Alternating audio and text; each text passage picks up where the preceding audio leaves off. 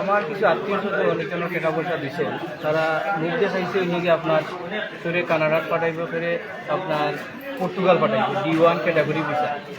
কথা বলছি গত 4-5 দিন আগে একটা লাইভ হয়েছে আপনার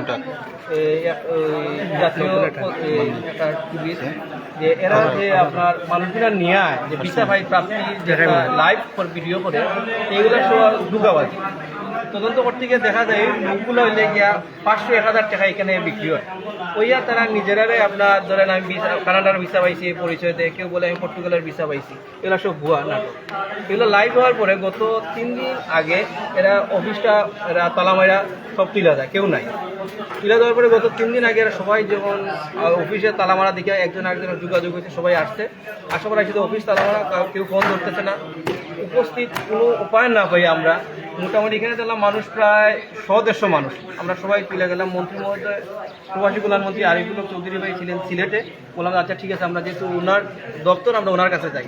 আমরা ওনার কাছে গেছি এবং উনি যাওয়ার পরে যথেষ্ট রেসপেক্ট আমাদের করছেন এবং সাথে সাথে উনি পুলিশ কমিশনার সাহেবকে উনি ফোন দিচ্ছেন, ফোন দিয়ে বলছে দ্রুত একটা ব্যবস্থা নেওয়ার জন্য। পরে আমরা বলছি আপনারা যান পুলিশ কমিশন অফিসে যান, ওইখানে যাওয়ার পরে আপনার পৃথক পৃথক মামলা দেন। আমরা সবাই পৃথক পৃথক ওইখানে অভিযোগ দায়ের করছে। ওই অভিযোগগুলা মেবি থানায় কালকে এসে পৌঁছাই, যেমন কী অবস্থায় আছে এটা জানার জন্য মূলত আমরা এখানে থানায় আসছিলাম। এখনও কোনো অগ্রগতি নাই, কোনো আসামি ধরতেছে না। আসামিগুলো আবার বিভিন্ন অ্যাঙ্গেলে বিভিন্ন জায়গা থেকে আত্মগোপনের থেকে আপনার এরা লাইভ দিতেছে যে আমরা আসি, যাই নাই, ভাগি নাই, আমরা অফিস আজকে খুলতেছি, সকালে খুলতেছি, বিকালে খুলতেছি, এরকম বিভ্রান্তিমূলক।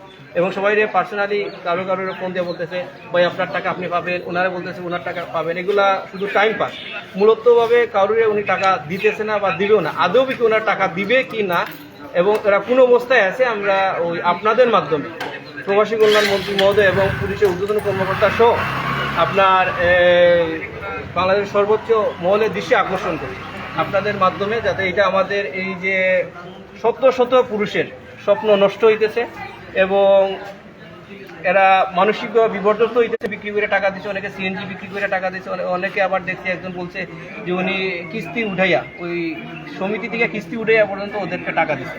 দেখেন আমাদের এই বর্তমান মানে জাতীয় প্রেক্ষাপটে প্রবাসীরা আমাদের বিদেশ আছে বলেই আমাদের দেশটা এখনও আছে না, কবেই আমাদের দেশটা আপনার শ্রীলঙ্কা হয়ে যায়।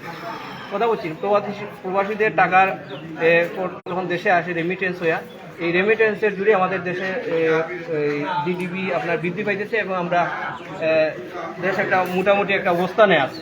আর এই প্রবাসীরাই যদি পথে ধোঁকার শিকার হয় এবং অনাস্থা শিকার হয় এবং পদে পদে ওদেরকে আপনার লাঞ্ছনা বঞ্চনার শিকার হয়, প্রতারণার শিকার হয়, তাহলে আমরা যাবো কোন জায়গায় এবং দেশই যাবে কোন জায়গায়।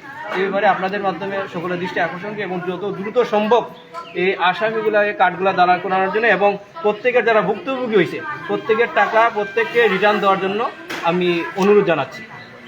ভুক্তভোগীর পরিমাণ কেমন? আমার জানা মতো প্রায় 3-4। এবং টাকার পরিমাণ কত হতে পারে? এদের যেভাবে কেউ বলছে আমি 5 লাখ দিচ্ছি, কেউ বলছে 3 লাখ দিচ্ছি, কেউ বলে 1,80,000 দিচ্ছি, কেউ বলে 3,72,000 দিচ্ছি, কেউ বলে 4,82,000, এরকম হিসাব করলে দেখা যায় 2.5 টাকা হয়ে যায়। আর বাস্তবতা হচ্ছে আপনার ওদেরকে ধরলেই পাওয়া যাবে ওইখানে কতজন ফাইল জমা দিয়েছে। আবার অনেকে তো আবার ওই যোগাযোগ করতেছে কিন্তু আসতে পারতেছে না, অনেকে লোক লজ্জার বয়ে ক্যামেরার সামনে আসে না, কথা বলছেন। কিন্তু ভুক্তভোগী আছে অনেক 3-400 লোক। তো আপনারা যে টাকা দিয়েছেন তার কোনো প্রমাণ রয়েছে কিনা? যেবার যারা টাকা দিচ্ছেন ওনার টাকার এগেনিস্টে আপনার চেক নিয়েছেন কিনা সবাই। আমি কামরুজ্জামান সাগর। আচ্ছা, কি এভিডেন্স আছে আপনাদের কাছে টাকা দিয়েছেন? এখানে সবার কাছে চেক আছে, স্টাম্প আছে, টাকা যেবার যারা দিচ্ছে সবার কাছে চেক স্টাম্প এখন সেটাই আসেনি লগে আসেনি। আপনারা থানায় আসছেন প্রায় 3 থেকে 2.5 ঘন্টা হয়ে গেছে, ওসির সাথে কোনো কথা হয়েছে কিনা বা ওসি কি বলছে আপনাদেরকে এখানে কাপুরান থানা?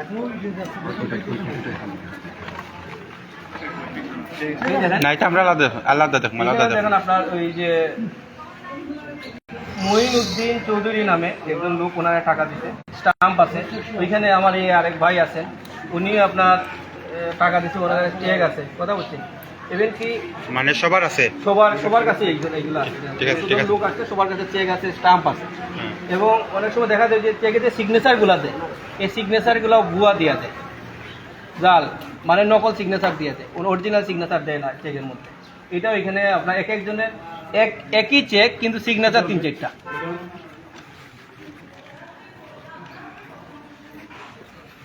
ঠিক আছে ঠিক আছে ঠিক আছে ধন্যবাদ। না ভাই বলে কিছু নাই আরে একটা ঝগড়া আছে ওটা নেই ভাই বলে কিছু নাই মারি ওকে ভাইয়া বলা খালি বলা